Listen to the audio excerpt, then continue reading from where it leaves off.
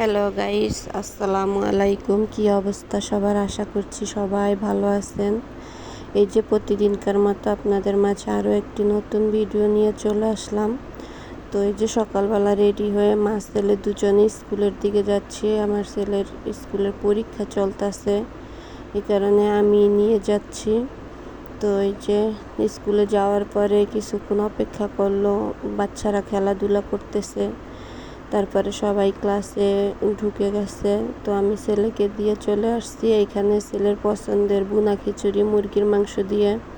তো এখানে মুরগির সমস্ত মশলা একটু বেশি পরিমাণে কইরা দেওয়ার পরে কষানোর শেষ কইরা এই যে এখানে 2 রকমের ডাল আর পোলাওর চাল দিয়ে আমি আজকে ভুনা খিচুড়িটা রান্না করব।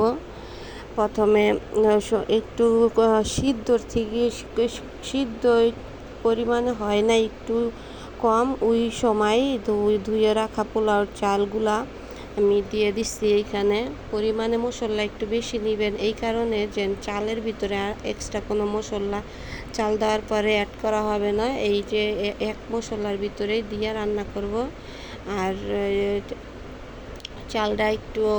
চাল আর ডাল কিছুক্ষণ ভিজায় রাখলে আশা করি পোলাওটা একটু ঝরঝরা সুন্দর হইব। আর অনেকে পরিমাণ মতো পানি মানে মাপ কইরা পানি দেয়, যে 1 ডিব্বা চাল 2 ডিব্বা পানি এরকম দেয়। ওরকম না দিয়া যদি এই যে করা হয়, পরিমাণের থেকে একটু কম পানি দিলে আর কি পোলাও খিচুড়িটা ঝরঝরা হইব। আর এই যে এখন আমি দমে বসাই দিলাম, যে এখন একটু দমে বসাই দিয়ে আর কি কিছুক্ষণ অপেক্ষা করার পরেই দেখতে পাচ্ছেন লোগো রাখছি অনেকক্ষণ। এখন আর কি এই যে পোলাও খিচুড়িটা হয়ে গেছে। খিচুড়ি মজার করতে হইলে অবশ্যই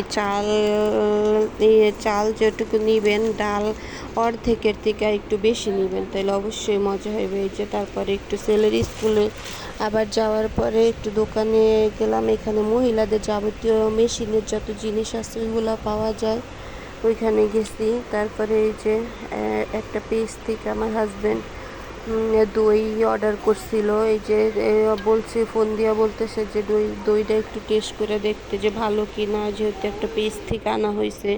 দোকান থেকে আনলে তো খাইয়া দেখা আনা যাইতো। তো খাইলাম, দইটা ভালো ছিল। তারপরে এই যে এই মিষ্টিটাও ভালোই ছিল, কিন্তু এই যে এই মিষ্টিটা, এই রসমালাইটা ভালো না আর কি, দোকানেরটা থেকেও খুবই খারাপ।